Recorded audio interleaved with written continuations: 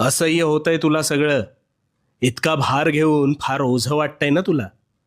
तुझं हे सगळं ओझं आज रिकामं होणार आहे बघ. आता मी सांगतोय ना, ते कान उघडे ठेवून लक्षपूर्वक आणि शांतपणे ऐक.